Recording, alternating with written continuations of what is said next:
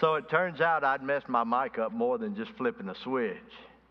And Jeremy had to come and get me back in order, which reminds me of one of those things we take for granted, which are those guys on the balcony, Jim Thorington and Jeremy Flint, who does such a great job all of the time. Where would we be without them? Let me ask you a question. Is it better to be loving or to be loved?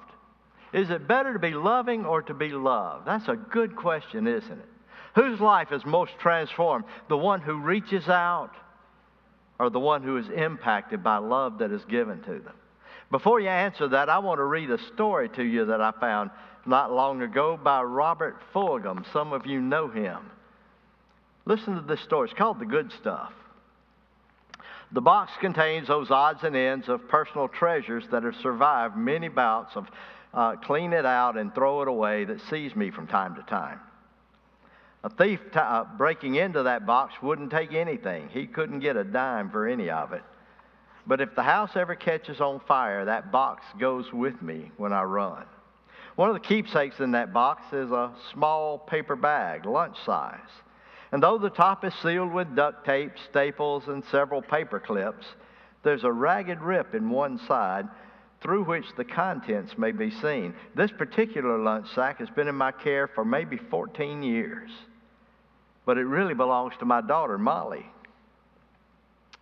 Soon after she came of school age, she became an enthusiastic participant in packing our morning lunches. And one morning, Molly handed me 2 bags as I was about to leave. One was my regular lunch sack. The other was the one with the duct tape and the staples and the paper clips. Why 2 bags? Well, the other one is something else. Well, what's in it? Just some stuff. Take it with you. At midday, while hurriedly scarfing my real lunch, I tore open Molly's bag and shook out the contents. 2 hair ribbons, 3 small stones, a plastic dinosaur, a pencil stub, a tiny seashell, 2 animal crackers, a marble, a used lipstick, a small doll, 2 chocolate kisses, and 13 pennies. I smiled. How charming. Rising to the hustle of all the really important business of the afternoon, I swept the desk clean into the wastebasket, leftover lunch, Molly's junk and all. There wasn't anything in there I needed. That evening, Molly came to stand beside me while I was reading the paper. Where's my bag? What bag? You know, the one I gave you this morning. I left it at the office. Why? I forgot to put a note in it. She hands over the note. Besides, I want it back now. Why? Those are my things in the sack, Daddy, the ones I really like. I thought you might like to play with them, but now I want them back. You didn't lose the bag, did you, Daddy? Tears puddled in her eyes. Bring it tomorrow, okay? Sure thing. Don't worry. As she hugged my neck with relief, I unfolded the note that she had not got into the sack, the one that said, I love you, Daddy. Uh-oh. And also, uh-oh. Molly had given me her treasures, all that a 7-year-old held dear, love in a paper sack, and I had missed it.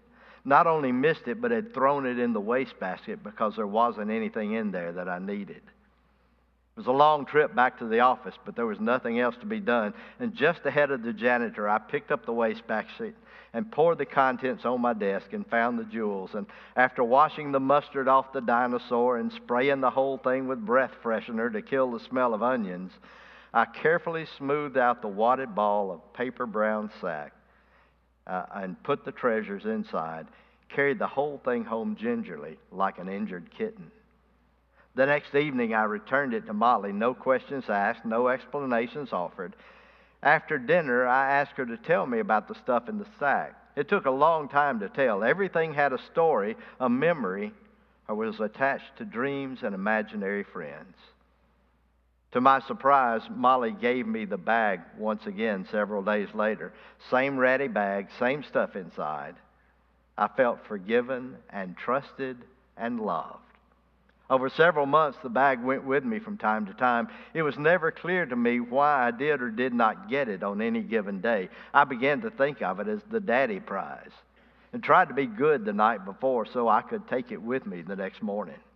In time, Molly turned her attention to other things, found other treasures, lost interest in the game, and grew up. Me, I was left holding the bag. She gave it to me one morning and never asked me to return it. And so I have it still.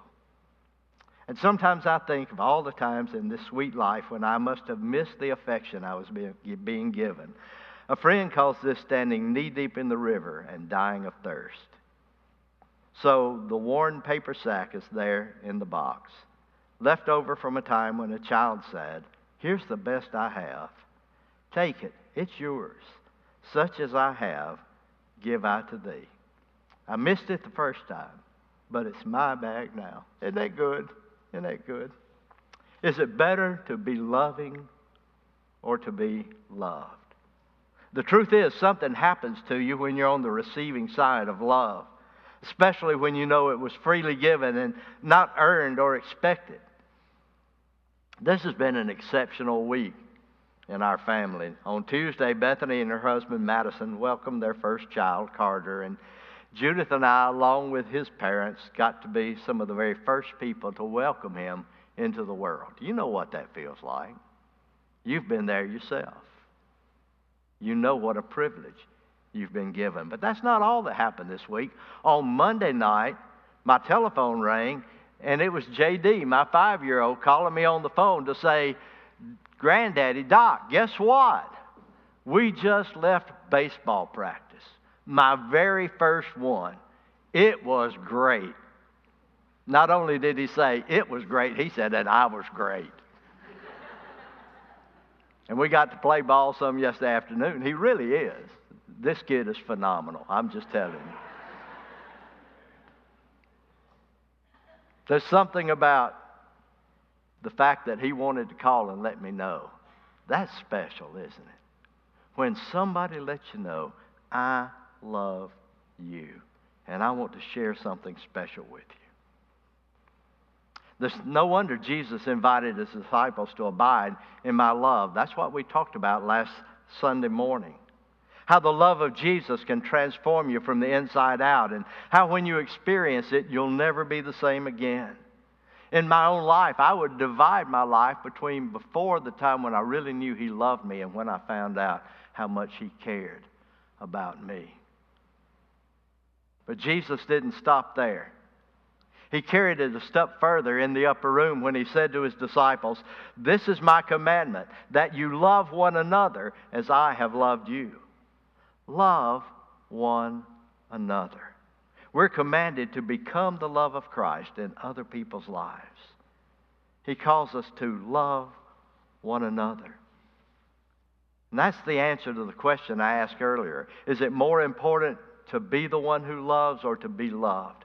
Jesus would say the answer is both. Both.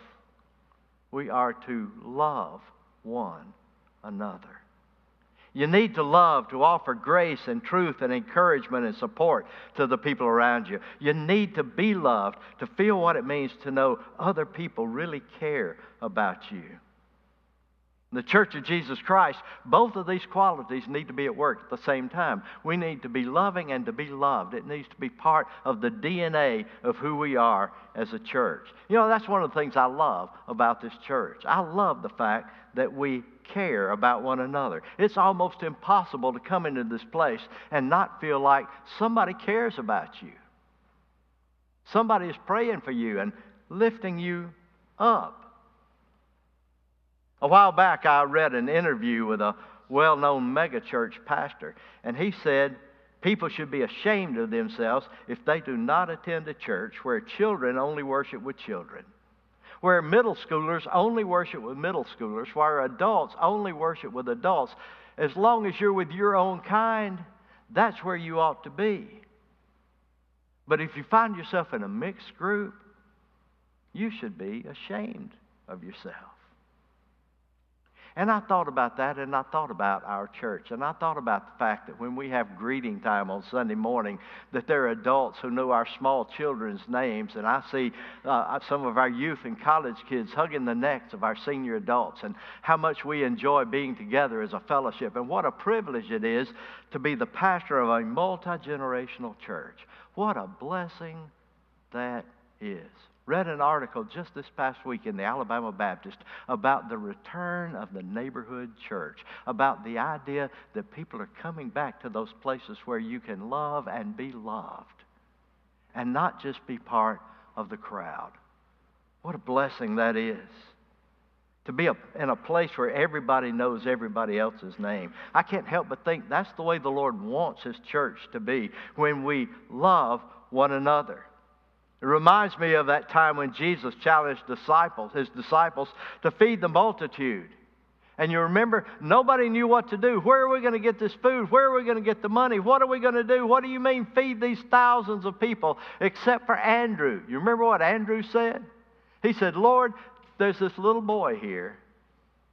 He's got 5 loaves and 2 fishes. But what is that among all these people? Now here's my question for you. How did he know?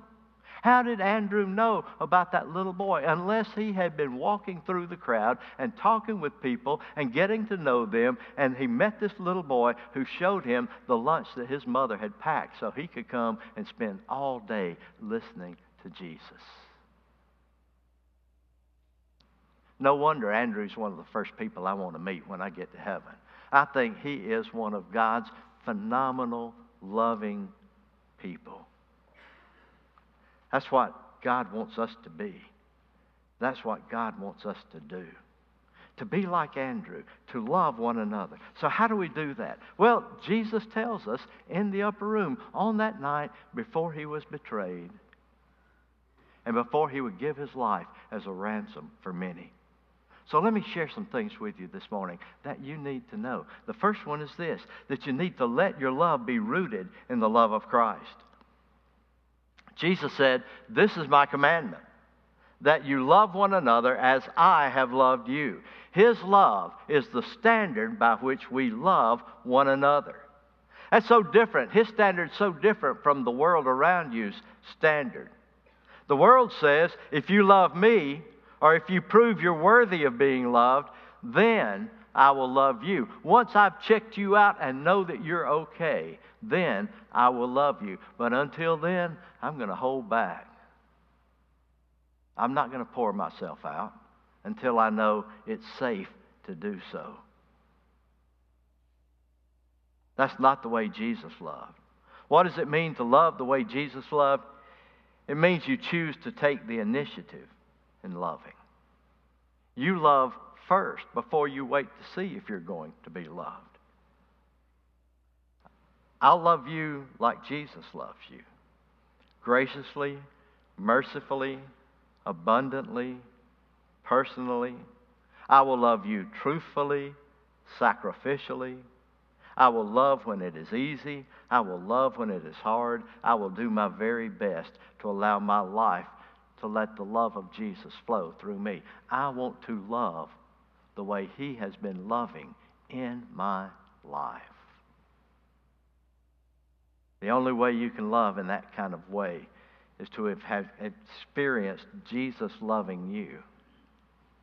And then you can pass it on. In fact, Jesus says more than just pass it on. This is what He says. He says when you love one another, you have to be ready to lay your life down. Not just be nice, but lay down your life. Jesus said, greater love has no one than this, than to lay down one's life for his friends. Jesus calls you to, and me, to lay down our lives in love. Now, I think you need to remember this. When Jesus said that, lay down your life for your friends, that was not a sentimental remark He was making. He wasn't just saying, wouldn't it be a good thing if we laid down our lives? He said that in the shadow of the cross. Jesus was about to lay His own life down for the people He loved. Nothing held back. He would die for the sake of the people he loved. And as he was in the upper room with his disciples, he was preparing them to do the same thing. Greater love has no one than this, than to lay down your life for the people you love. You know, it's easy to say that in a casual kind of way, but it's a lot harder to do when you think about what Jesus has called us to do. If you ask me this morning to name the people that I would lay my life down for, I could probably name them on one hand. And I'm sorry if you're not on that hand. But it's okay, because you know what? I'm not on yours either. You're thinking about those people you love the most, those people that were just sitting on the pew with you, those people that you picked up the phone and called over the weekend, those people that matter the most in your life. But Jesus says, lay down your life for each other. Lay down your life for your friends. Give it all. And then he said, give it all the way I am giving my life away. Jesus will never command you to go anywhere he hasn't already been. When he says to you, lay down your life, he set the example. As I have laid down my life for you.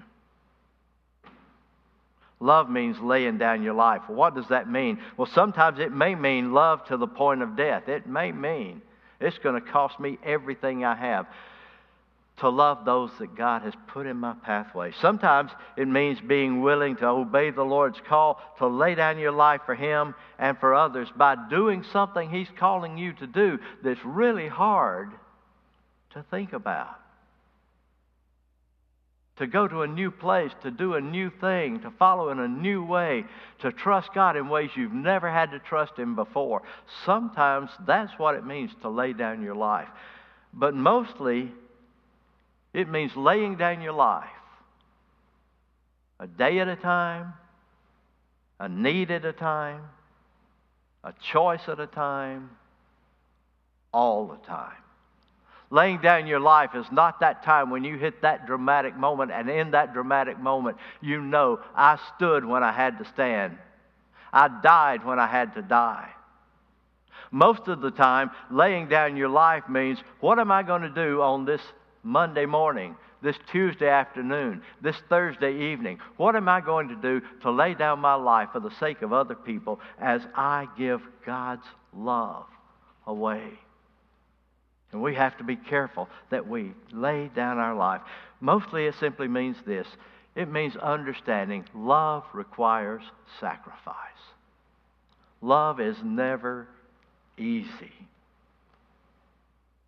Love one another is a privilege, but it is also a challenge.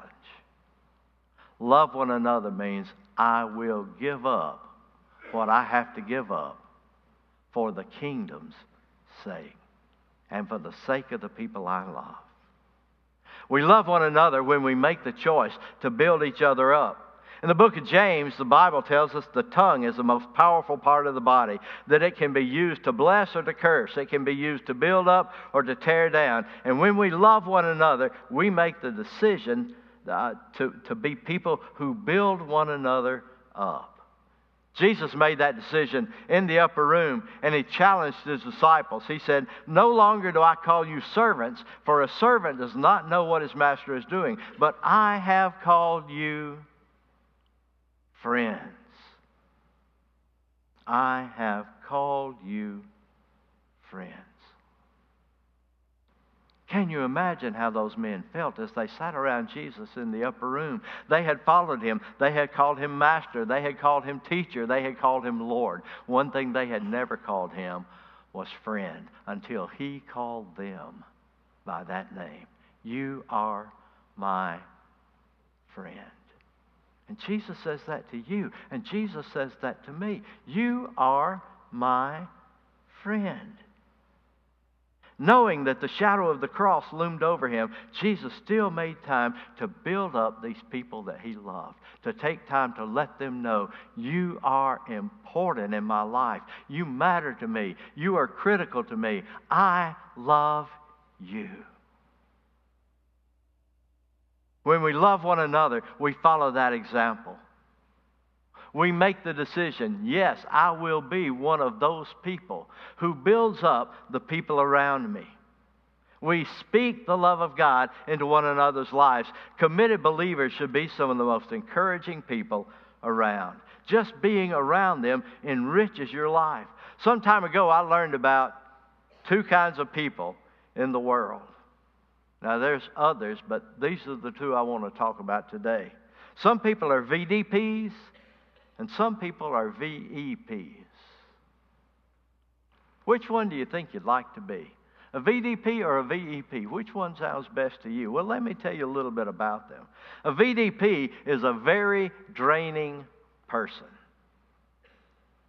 They are usually very nice people. They mean well. You like them, but they also have a lot of needs and a lot of expectations and a lot of demands. And when you spend time with them, they just kind of require all of the time and all of the attention and everything you have to give in you. You know how you can tell when you've been with a VDP? Because when you leave them, as much as you love them, you kind of feel like, Now, sometimes it's because of them, sometimes it's because of a situation, but you always know, when I have been at that point where everything is drained away, I just need some time to recover from that encounter. A VEP is a very enriching person. These people are like an oasis in the desert in your life.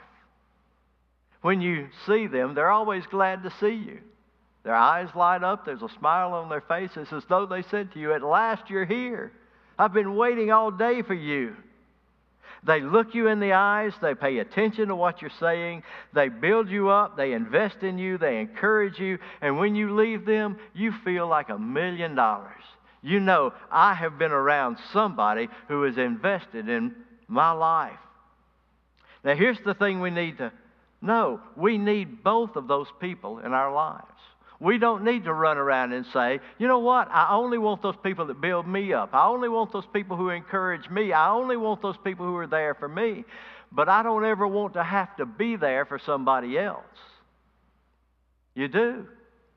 If we're going to love one another, then our life needs to be balanced between both of these people. People that we pour ourselves into and people who pour themselves into us. And we need both of them desperately. It gives us an opportunity to love and to be loved. The challenge that Jesus offers in John is to make a personal decision that you're going to be a very enriching person in the lives of the people around you. Oh, sure, all of us are going to be draining people from time to time because we have gone through tragedy, because we are in the midst of crisis, because we are really hurting, and we need to lean on somebody. But by and large, you can make the decision, I want to be an enriching person in the lives around me. I want to make a commitment to be a love one another person in other people's lives. I know personally the difference that makes. Among the richest blessings in my life are the pastors I served under when I was on church staff. Those men who invested in me before I became a pastor myself. Nolan Gross, Ernie Boyd, James Walters, Rick Marshall. Those men are in my personal hall of fame. Because these are men who could have settled for using me to accomplish my assigned task. They could have made me feel like another cog in the wheel. It would have been a lot easier for them, but instead they poured their lives out into me. Their influence, their encouragement, their concern, their care, especially in those times when I really didn't deserve it. And anything I've accomplished in my life is a reflection of their investment in my ministry. Each one of them was willing to let me know they really believed God was doing something in my life. Isn't that good? And that's what God calls us to be. Those kinds of people in other people's lives. We pour out our lives in one another. And when we love each other, we bear fruit that lasts. Jesus told his disciples, "You did not choose me. I chose you and appointed you that you should go and bear fruit." In other words, people who love one another are people who make a difference. They're the ones who pour out their lives in other people. And when his love shows itself through you and me, it changes people. And it changes circumstances.